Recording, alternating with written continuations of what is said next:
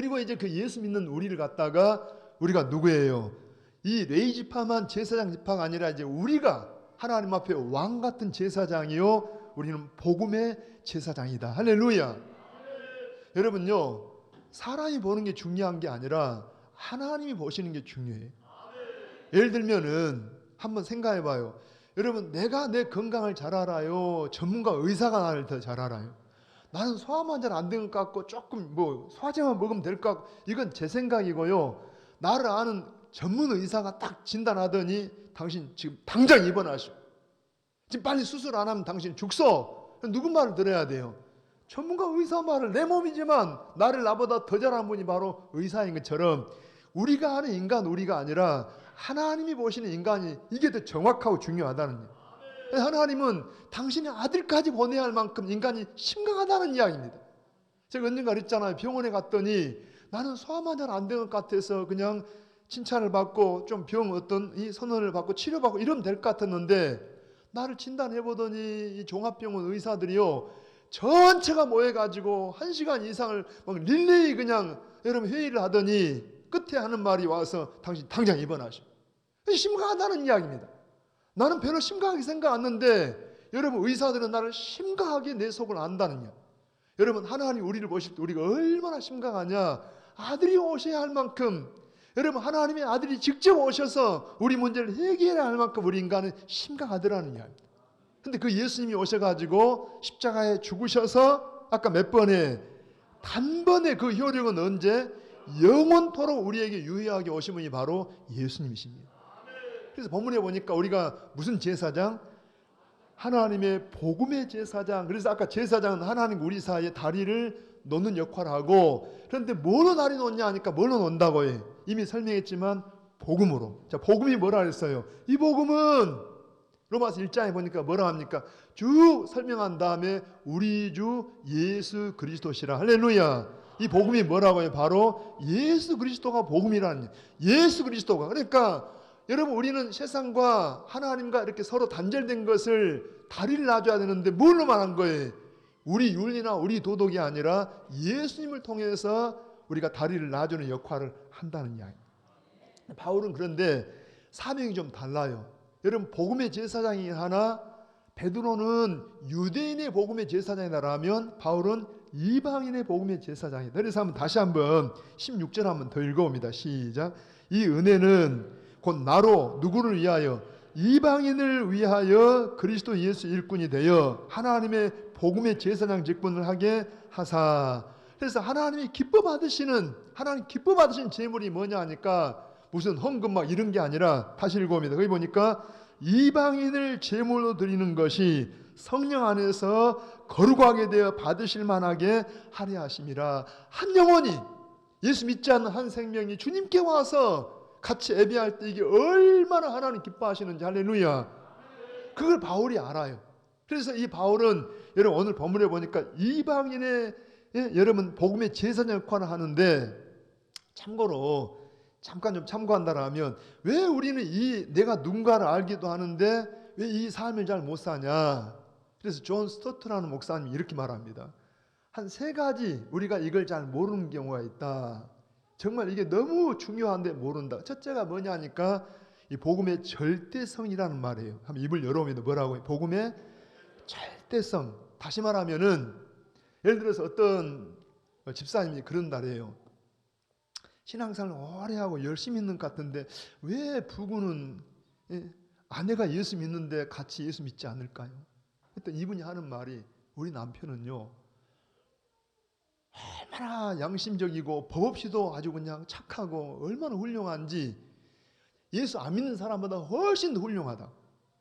여러분, 그 사람은 어때요? 물론 남편을 존중하고 남편의 그 어떤 좋은 것을 칭찬하고 존경하는 건 너무 아름답죠. 그렇지만 여러분, 실제로 예수 안 믿고도 인격적으로 세상적으로 굉장히 훌륭한 분들이 많아요. 예수 믿는 사람보다 훨씬 나은 사람이 많아요. 그건 인정해요. 그렇지만 문제는 뭐냐 하면은 예수 믿지 않으면 그 사람이 아무리 도덕적으로 훌륭해도 구원은 받을 수가 없다는 이야기입니다.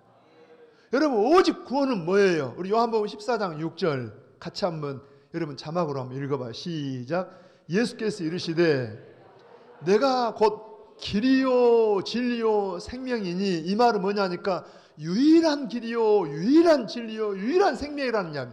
나로 말미암지 않고는 아버지께로 올 자가 없다는 거예요. 여러분, 없는 것 같아가 아니라 없어요. 우리 주님이 단연하신 말씀이 뭐냐니까 나로 말미암지 않고는 하나님께 천국에 나갈 사람이 없다는 이야기.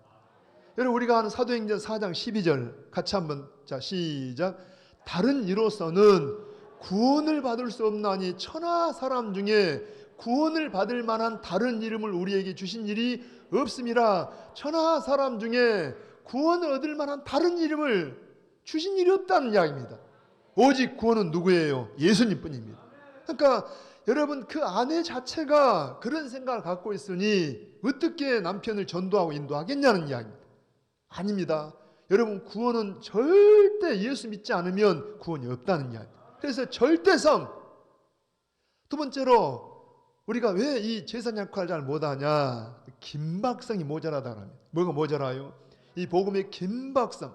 언젠가 예수 믿겠지. 물론 그럴 수 있어요. 우리가 여러분 착하게 살고 선하게 영향을 미치면은 좋은 영향 받아서 언젠가 예수 믿겠지. 그럴 수도 있지만 그게 아니라는 이야기입니다.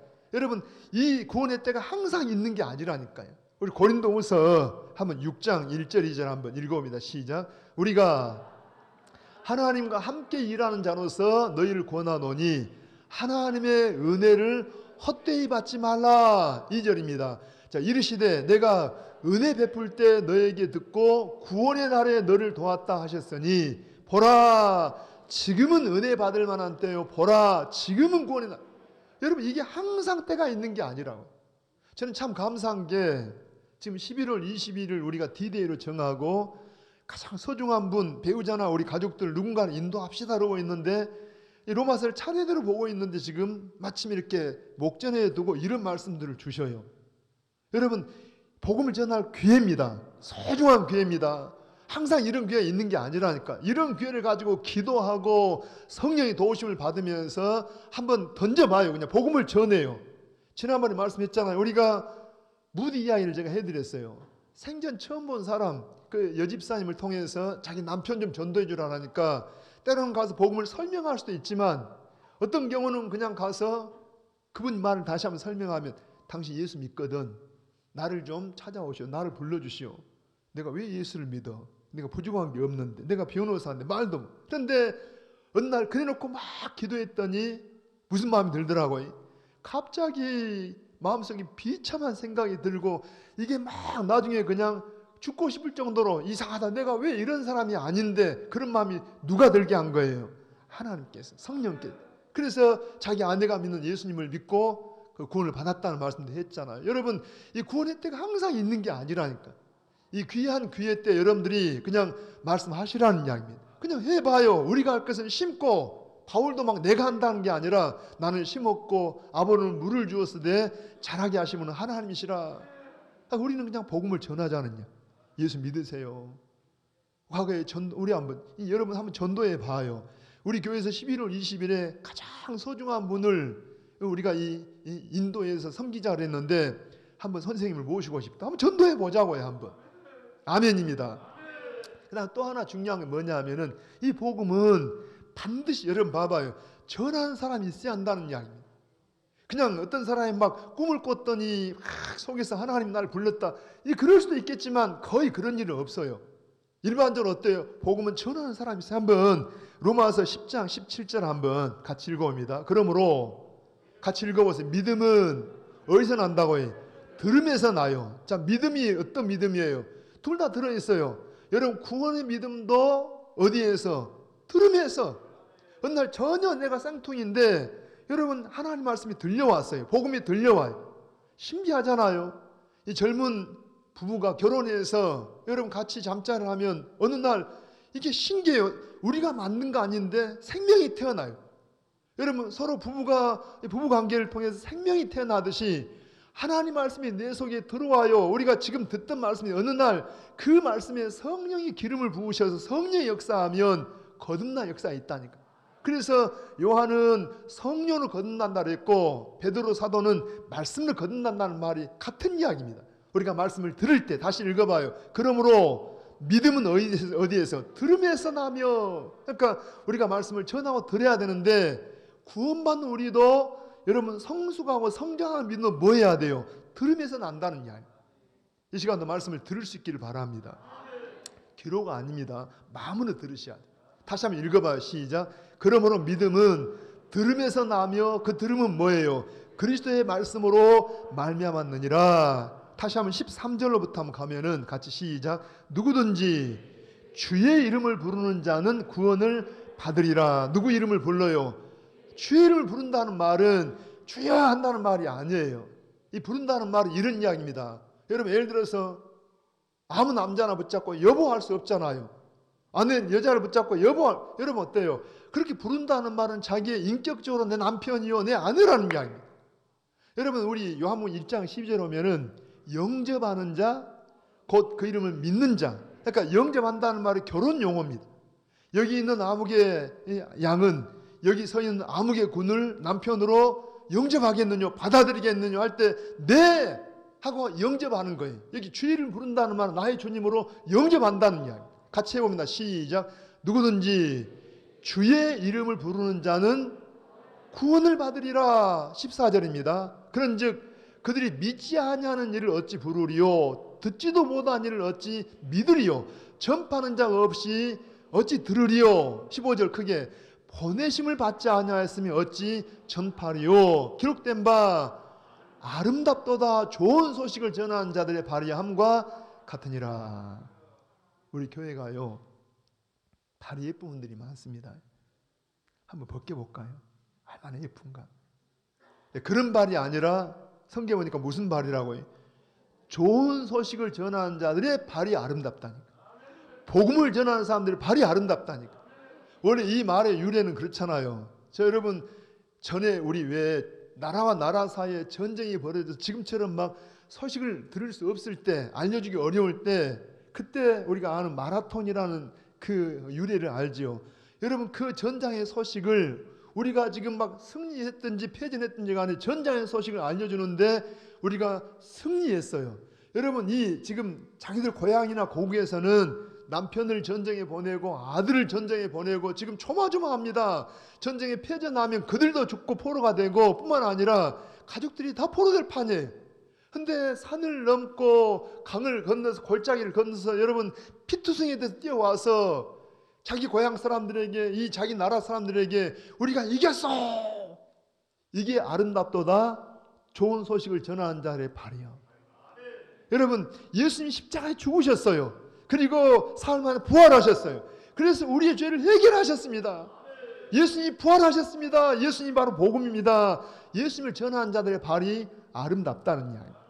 할렐루야. 여러분 복음의 이 전달 방법 다시 한번 설명합니다. 우리가 왜 복음의 최선 역할을 잘 못하고 있냐? 복음의 절대성. 누구 아니면 예수 아니면 구원의 길이 없어요. 여러분 복음의 긴박성.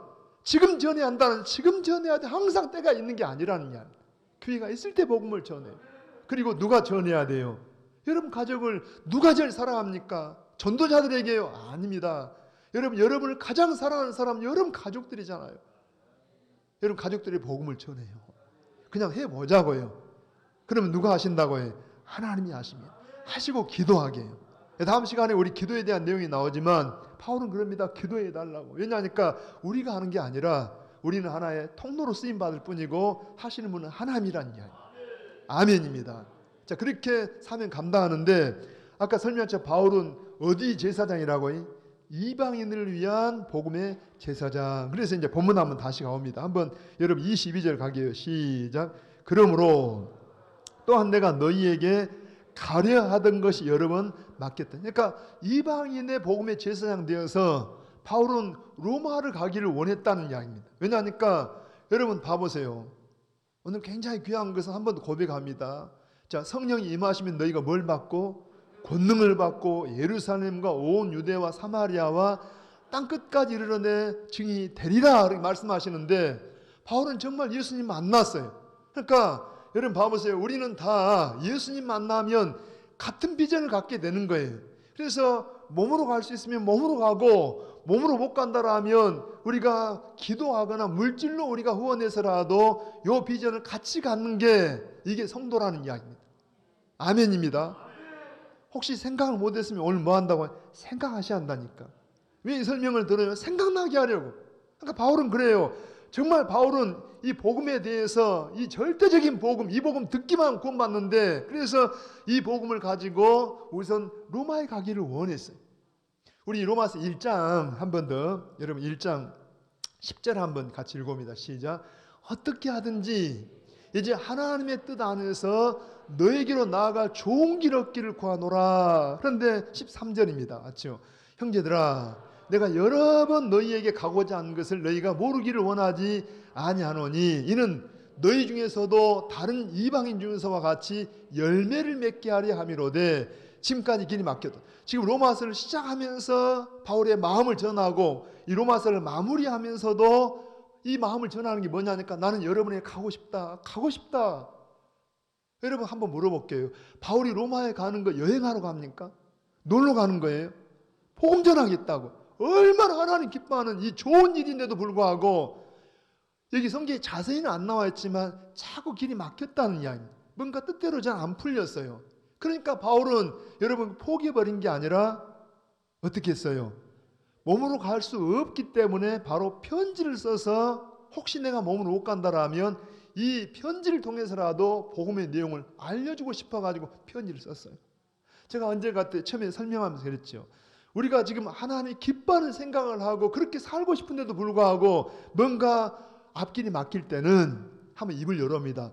나의 로마서를 쓰고 있습니다. 시작.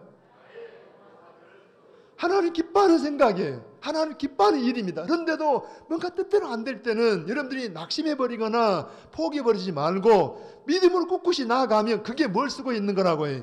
나의 로마서. 바울도요. 저는 이미 설명했지만 이 로마서 편지가 그렇게 위대한지를 몰랐어요. 자기는 그냥 단순히 가지 못한 형편이 되니까 어쩔 수 없어가지고 혹시 못 갈까 싶어가지고 성령의 감동 속에 이 편지를 써서 보냈지만 여러분 봐보세요. 성경 66권이 다 귀하지만 제가 그때 처음에 이야기했잖아요. 영국에 가면은 대형 박물관이라고 세계에서 가장 큰 박물관 굉장한 보물들이 막 쌓여있어요. 거기에 그 박물관 관장이 했던 말을 좀 빌려서 말씀드렸잖아요. 이분이 하는 말이 세계 모든 걸 주고라도 이 박물관의 보물도가 바꿀 수가 없다는 겁니다. 그만큼 이 속에는요 엄청난 보물들이 있어요.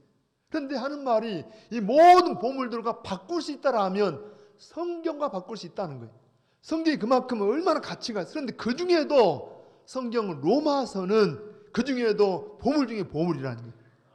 그분 말은 이 로마서 더군다나 8장 같은 경우는 성경에 없어질 수가 없지만 로마서만 있어도 혹은 로마서 8장만 있다라 하면 우리가 다 구원받을 수 있을 것. 그래서 이 로마서가 얼마나 소중하고 이 얼마나 귀한가를 그분이 이렇게 고백을 합니다. 여러분 성경이 너무 귀해요. 바울 자신도 이렇게 영향을 미칠 줄 몰랐다니까. 오늘 이 2000년 지난 오늘 우리까지도 이 로마서를 보면서 우리가 감격이 하고 이 은혜를 받는데 이런 영향을 미칠 줄 몰랐어. 할렐루야. 다시 한번 여러분 뜻대로 잘 안 될지라도 믿음으로 나아가면 뭘 쓰고 있다고 해. 다시 입을 엽니다. 나의 로마서를 쓰고 있다. 할렐루야.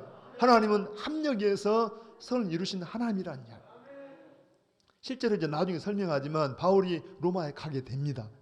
그러니까 하나님의 놀라운 섭리였잖아요. 잠시 목감을 통해서 이 로마서라는 엄청난 보물이 탄생했는데 결국은 하나님이 그렇게 섭리하시고 나중에 몸으로 로마를 가게 되기도 합니다. 자, 다시 갑니다. 한번. 여러분 22절 다시 시작. 그러므로 또한 내가 너희에게 가려 하던 것이 여러 번 막혔더니 23절에 이제는 이 지방이 일할 곳이 없고 무슨 이야기예요? 여러분 이 지방이 일할 것이 없다. 이 지방이 어디입니까? 바울은 지금 저 좀 봅니다. 바울의 마음을 바울의 어떤 선교 전략을 좀 알아야 돼요. 뭔 말이냐면은 여러분 바울이 지금 이 지방이 일할 것이 없다는 말은 바울은 선교할 때 이럽니다.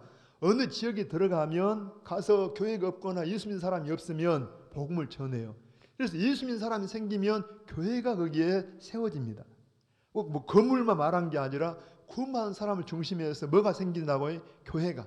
그러면 거기에 예를 들어서 광주에 혹은 저 나주에 예수 믿는 사람이 생기면, 교회가 생기면 거기서 평신도 지도자를 세운다든가 아니면 후배된 디모데나 디도 같은 사람들을 거기에 목회장으로 세워놓고 또 다른 지역을 가요. 가서 복음을 전해. 그래서 1차 선교여행은 아시아 지역을, 2차 선교여행도 거기를 가다가 성령이 강력하게 인도해가지고 어디로? 마게도냐로 해서 거기에 빌립보, 데살로니가, 그 다음에 아가야 지역에 와서 고린도, 그리고 3차 다시 와서 지금 고린도에 와 있어요. 어디 와 있어요? 고린도에. 고린도에서 1년 반 동안 머물면서 거기서 이 로마서 편지를 씁니다. 잘 따라오신가요? 자, 그래서 오늘 본문 읽어보면은 이제는 이 지방이 일할 곳이 없다는 말은 좁히면은 고린도 지방에 복음이 전해졌다는 이야기입니다. 좀 넓히면 어디예요? 이 아가야 지역, 저 마게도냐 지역, 더 나아가서 이 아시아, 소아시아 지역의 복음이 다 전해져서 교회들이 사방 지역에 세워졌다는 이야기. 그래서 이제는 어디를 간다는 거예요? 한 번 더 23절을 읽어봅니다. 시작. 이제는 이 지방이 일할 곳이 없고 또 여러 해 전부터 언제든지 어디로? 서바나로 갈 때 너희에게 가기를 바라고 있었다. 서바나, 입을 열어보면 어디라고요? 지금은 우리가 온 세상 그러면 5대양 6대주를 생각해요. 근데 성경 시대에는 온 세상 그러면 주로 그 터키 중심한 소아시아 지역 내지는 아까 말한 마게도냐, 아가야 지역, 이 로마 중심에서 이 서바나는 지금 말하면 스페인입니다. 그러니까 유럽 지역 이 중심에서 이게 지금 전 세계예요. 그 당시. 그러니까 바울은 어때요? 아까 성령이 임하시면 그 다음 같이 해요. 너희가 권능을 받고 예루살렘과 온 유대와 사마리아와 땅끝까지 이르러 할 때 이 땅끝이 어디예요? 그 당시 바울의 비전은 땅끝이 바로 서바나라는 이야기. 그러니까 지금 바울은 이 복음을 할 수만 있다라 하면 저 땅끝까지 가서 복음을 전하는 게 그의 소원이고 비전이었어요. 다시 한번 말합니다. 여러분, 그럼 바울만 그런 비전을 가져야 한다고 해요? 아니라는 이야기. 교회는 근본적으로 하나입니다. 여러분, 교회는 하나입니다. 여러분, 복음을 전해서 교회가 세워지는데 왜 복음을 전하고 왜 성령이 오셨냐고요?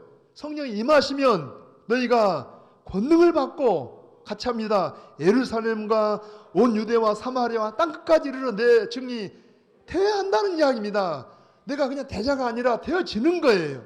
그럼 어떻게 되냐? 어떤 사람에게는 그런 비전을 줘서 몸으로 가고, 그러면 우리가 몸으로 못 갈 때는요, 아까 말했잖아요, 기도로나 물질로나 이렇게 복음을 전하는 것이 이게 하나님의 교회의 당연한 그런 책임이고 의무라는 이야기입니다. 그러니까 바울은 여기 보면은요, 꼭 자기 것 맡겨놓듯이 당당하게 요구를 해요. 왜? 자기 일 위함 같으면 할 수 없지만은 이게 누구 일이에요? 하나님의 일입니다. 저는 우리 교회도 마찬가지로 왜 이곳에 창대교회를 세웠냐? 우리끼리만 잘 살라고 한 게 아니라는 이야기입니다. 뭘 위한 거예요? 복음 전도를 위해서, 복음을 전하라고. 물론 우리는 이 지역의 교회니까 지역 복음화를 위해서도 해야 되지만 우리가 여러분 세계 선교나 세계 선교도 우리가 비전을 가져한다는 그게 교회의 생명입니다. 아멘입니다. 다시 읽어봅니다. 한 번 더요. 자, 23절 4절 읽어보게. 시작. 이는 자, 지나가는 길에 너희를 보고 먼저 너희와 뭐함으로 사귐으로 얼마간 기쁨을 가진 후에 너희가 그리로 보내주기를 바람이라. 여기 귀한 교훈이 하나 있는 게, 여러분 우리가 흔히 교회를 말하면서 교회에 3대 기능이 있다 그래요. 뭐가 있다고 해요? 교회에 3가지 기능이 있다 할 때 가장 첫 번째 기능이 뭐냐? 자, 여러분 보세요. 우리 창대교회 첫 번째 기능이 뭐냐 할 때 전도나 선교입니다. 교회가 왜 존재하냐? 뭘 위해서라고 해요? 복음 전도를 위해서. 예수님의 복음 전하라고 교회가 있다는 이야기. 주님이 왜 이 땅에 오셨어요? 복음 전하러 오셨어요. 생명 살리려고. 아까 말한 하나님과 우리가 죄 때문에 단절되어 있는 것을 다리를 놔가지고 우리를 구원시키고 오셨다는 이야기입니다. 그러니까 흔히 우리가 이걸 갖다가 여러분 어때요? 캐르그마라 그래요. 아무튼 이 선교, 복음 전파 이게 가장 첫 번째 기능이고, 두 번째 교회 기능이 뭐냐 하니까 흔히 교제라 그래요. 뭐라고 해요? 교제. 아까 사도신경 성도의 교제와, 그러니까 여러분 특별히 마지막 때가 되면서 성도들이 뭔가 변질되면은 자꾸 개인주의로 흘러갑니다. 건강한 모습 아닙니다. 건강할수록 교제가 자꾸 있어야 한다는 이야기. 뭐가 있어야 한다고 해요? 교제가. 교제하려면 서로 불편해요. 갈등도 있어요. 그래도 해야 한다는 이야기. 우리가 한 몸인데 한 가족인데 서로 교통이 없으면 병든 사람인 거예요. 여러분 서로 몸이 교통이 있어야 건강하듯이 교제가. 그래서 본문 읽어봐요. 우리가 복음 안에서 예수님 안에 교제하면 어떤 특징이냐 하니까 한 번 더 24절입니다. 시작. 이는 지나가는 길에 너희를 보고 먼저 너희와 사귐으로 교제함으로 얼마가 뭘 한다고 기쁨을 가진 후에 복음 안에서 교제니까 기뻐요. 기뻐요. 좀 제가 새벽에도 이야기했지만은 그냥 웃자고 하는 말입니다. 집에서 혹시 부부싸움을 했더라도 길에 올 때는 심각하더라도 딱 예배당에 들어오면 좀 얼굴을 좀 펴세요 그냥. 근데 우리 거꾸로예요. 거꾸로. 길에서는 막 희낙낙하고 오다가 딱 들어오면 그냥 굳어져가지고 옆에 사람까지 부담을 주고 곤란합니다. 여러분 우리는 성도에 뭐가 있어야 한다고요? 바울은 지금 얼굴도 모르는 사람들, 처음 볼 사람들도 불구하고 그들을 만나면 뭐 하는 거예요? 사귐을, 이 교제를 통해서 뭐 한다고요? 기쁨을 누린다. 기쁨을 왜? 복음 안에 있으니까. 이게 회복되기를 원합니다.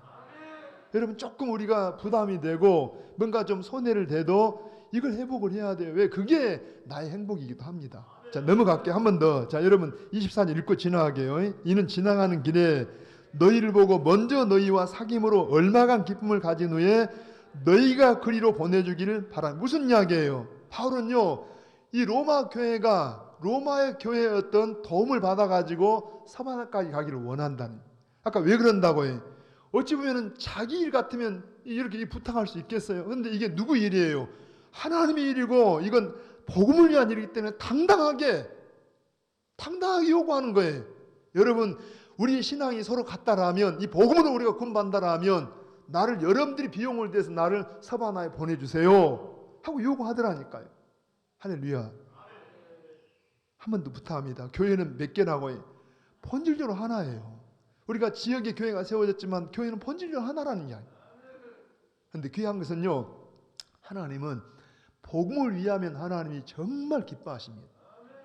복음 전하면 봐보세요. 우리가 선교 역사를 봐도 이 선교 역사의 쭉 흐름을 봐보세요. 여러분 굉장히 우리가 좀 여기 충격이 되기도 하고 우리가 비전을 가져야 하는 것이 영국이 해적 나라였어요. 바이킹 나라였는데 복음이 전해지고 이 복음을 갖다가 세계에 막 복음을 전하니까 여러분 영국이 한참 막 복음을 전했어요. 우리나라에도 선교사가 왔는데 복음을 전하니까 세상에서 해지지 않는 나라가 되게 합니다. 이 복음이 미국으로 건너갔어요. 여러분 미국이 황무한 땅이었잖아요. 우리 서부 활극을 보면은 그냥 먼저 총 빼서 싸우면 이게 막 미국이었어요. 그런데 복음이 전해지니까 이 미국이 가장 많은 선교사를 파송하고 선교 비용을 대니까 세계를 움직이는 그런 나라가 된 겁니다. 우리나라가요 세계에서 가장 꼴찌 나라, 못 산 나라 중에 하나였는데 최근에 와서 복음을 막 전했잖아요. 지금 세계 두 번째로 선교사를 많이 파송하는데 어떤 분이 그렇게 글을 써놨더라고요. 영국은 시간으로 말하면 오후 9시고 미국은 오후 2시에 해당되고 한국은 오전 10시에 해당된다. 선교적인 차원에서 굉장히 한국을 좋게 보고 하는 말인데 물어볼게요. 오후 9시면은 지금 막 끝나가요? 안 끝나가요? 곧 끝나. 그러니까 거의 소멸되고 있고요. 영국 자체도 어려워. 더군다나 미국은 오후 2시입니다. 아직은 복음을 전하는지 몰라도 아직도 이미 한참 때가 지나버렸다는 이야기. 우리 한국은 어때요? 오전 10시니까 막 열정적으로 사실 한때요. 한국은 개척교회를 해도 개척교회를 시작하면서도 선교 막 그랬어요. 지금 이게 문제는 저는 제가 볼 때 심각해졌어요. 코로나니 뭐니 이게 지나가 우리가 어렵긴 하지만 이런 의식이 점점 사라지고 있어요. 우리도 어려운데. 자, 부탁할게요. 여러분 대개 대도시의 이 교회들은 사실은 여기 지금 본문에도 나오잖아요. 한번 조금 읽고도 지나갈게. 한 번 더. 25절 한번 읽어봅니다. 그러나 이제는 내가 성도를 섬기는 일로 어디 간다고 해. 예루살렘에 가노니 이는 마게도냐와 아가야 사람들이 예루살렘 성도 중 가난한 자들을 위하여 기쁘게 얼마를 연보하였음이라. 저희가 기뻐 사였거니와 또한 저희는 그들에게 빚진 자니 만일 이방인들이 그들의 영적인 것을 나누어 가졌으면 육적인 것으로 그들을 섬기는 것이 마땅하니라. 한번 좀 시간이 갔지만 한번 여러분 두 군데 성경을 보게. 사도행전 11장 27절부터 한번 시작. 그때 다 읽어본 선지자들이 예루살렘에서 안디옥에 이르니 들고 옵니다. 그 중에 아가보라 하는 한 사람이 일어나 성령으로 말하되 전에 천하의 큰 흉년이 들리라 하더니 글라우디에 때 그렇게 되니라. 그러니까 마치 우리가 창세기 요셉 때처럼 흉년에 대한 이 예언을 했는데 실제로 엄청난 흉년이 든 거예요. 자, 한번 29절입니다. 제자들이 각각 그 힘대로 유대에 사는 형제들에게 부조를 보내기로 작정하고 이를 실행하여 바나바와 사울의 손으로 장로들에게 보내니라. 이때 지금 이런 때입니다. 지금 바울이 로마서를 쓸 때 고린도에서 지금 이런 헌금들을 모아서, 자, 한번 고린도후서 8장을 한번 가보게. 1절입니다. 시작. 형제들아, 하나님께서 마게도냐 교회들에게 주신 은혜를 우리가 너희에게 알리는. 그러니까 지금 여러분 지금 다른 성도들이 잘 몰라. 그런데 이 마게도냐 지역, 그러니까 빌립보나 데살로니가 이런 지역, 더 읽어봅니다. 자, 한번 2절입니다. 시작. 환난에 많은 시련 가운데서 그들의 넘치는 기쁨과 극심한 가난이 그들의 풍성한 연보를 넘치도록 하게 뭔 말이냐면은 자기들도 어려우면서 지금 예루살렘 교회가 어렵다는 말을 듣고 되게 동병상련이라 그러잖아요. 우리가 어려운 사람이 어려운 사람 처지를 안다고 조금 나은 것 때문에 예루살렘 교회를 돕자라니까 막 힘대로 하고 기쁨을 했다는 이야기입니다. 한번 3절 읽어보세요. 시작. 내가 증언하노니 그들이 힘대로 할 뿐 아니라 힘에 지나도록 자원하여 이렇게 헌금을 해서 예루살렘 교회를 돕자라고 도운 거예요. 왜 그런다고요? 원래 예루살렘 교회가 복음을 전해가지고 복음의 빚진 자가 됐다는 이야기입니다. 여러분, 우리는 서로 어때요? 이 주고받고 그러는데 그 말입니다. 본문에 한 번 더 27절 한번 읽어봐요. 시작. 저희가 기뻐서 하였거니와 또한 저희는 그들에게 빚진 자니 만일 이방인들이 그들의 영적인 것을 나눠 가졌으면 육적인 것으로 그들을 섬기는 것이 마땅하다. 마땅하니라. 자, 한번 저 좀 봅니다.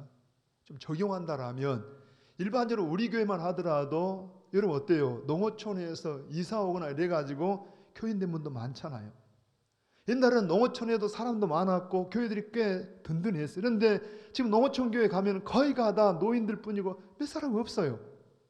제가 좀 여러분 조금은 우리 부담될지 몰라도 이건 사랑입니다. 우리가 지금 몇 년째 계속 연말 되면은 여러분 우리가 다 뭐 여유가 있어 그런 게 아니라 구역에서나 대에서나 뭘 좀 줄이고 좀 아껴가지고 귀한 헌금들 해가지고 여러분 개척교회나 농어촌 교회를 돕자 해서 꽤 액수를 하고 있잖아요. 좀 굉장히 하나님 기뻐하실 것 같아요. 아까 설명했어요. 하나님이 기뻐하는 일하면 아까 그랬잖아요. 여러분 이 미국이 그렇게 역할하니까 세계를 움직였는데 한국이 이제는 그런 역할을 했더니 이 작은 나라가 세계적으로 굉장히 부상이 되었어요. 근데 문제는 이게 사라져버리고 이게 소멸되면은요 하나님 별로 쓸 일 없습니다. 여러분 우리 교회가 쓰임받기를 원합니다. 여러분이 쓰임받기를 원합니다.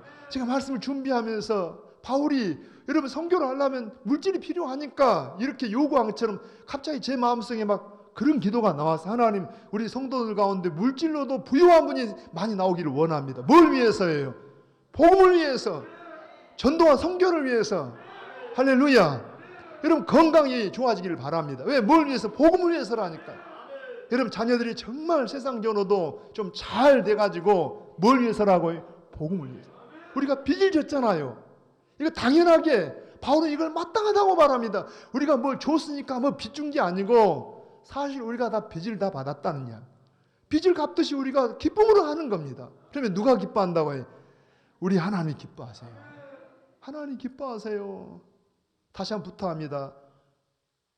이미 써버렸으면 모르지만 아끼세요.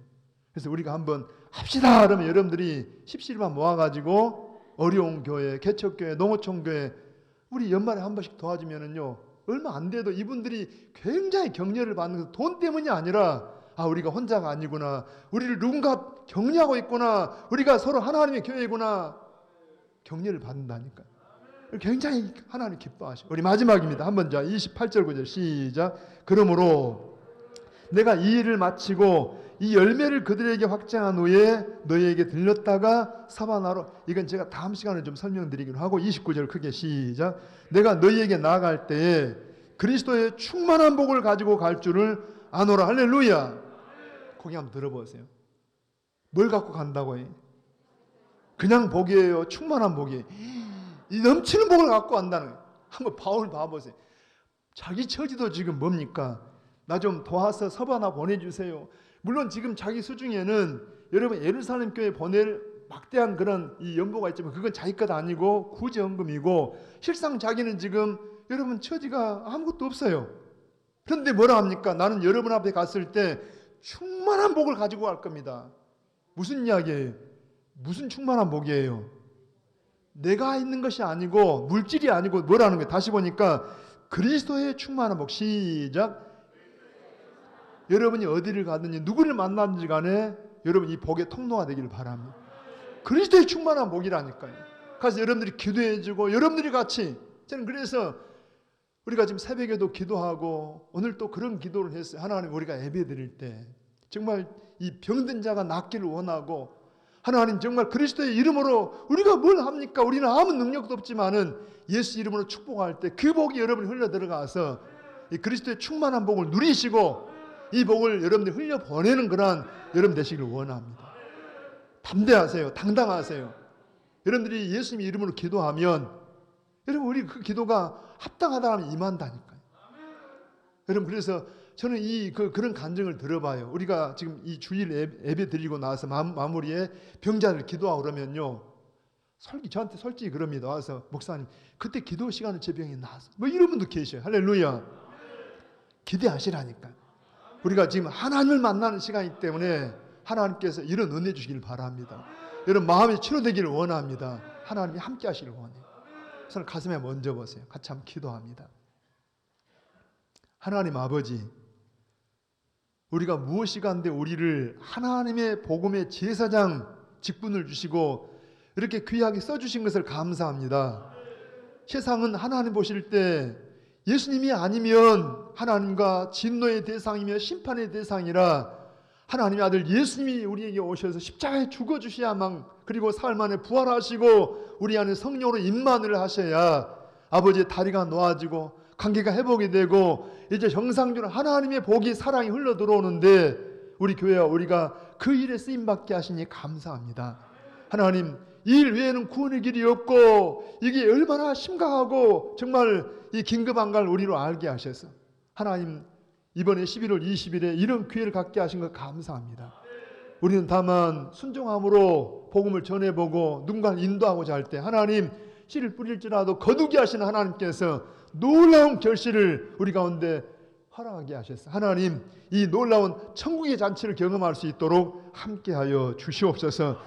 사람을 통해 일하시는 아버지 내가 일을 하게 하시고 내 입술을 통해서 복음이 전해지는 그런 역할을 감당하는 저희가 되게 도와주시며 하나님 우리에게 이만큼만 복을 주신 것은 복음을 위하고 다른 어려운 형제들을 그 교회들을 위해서 일하라고 하신 아버지 우리가 세계 선교에 대한 꿈도 갖게 하시고 어려운 개척교회나 농어촌교회에 대한 그런 부담도 우리 마음에 갖게 하셔서 빚진 자의 심정으로 사랑을 나눌 때 하나님 우리 교회가 더 쓰임받게 하시고 우리 사랑하는 성도들과 가족들 자녀들이 하나님 앞에 위대하게 쓰임받는 이 시대에 다니엘 같은 이 시대에 요셉 같은 인물들이 많이 나올 수 있도록 은총을 더하여 주시옵소서.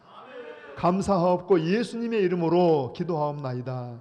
아멘. 아멘. 우리 말씀을 생각하면서 여러분 찬송가 457장 함께 찬양을 드리십시오.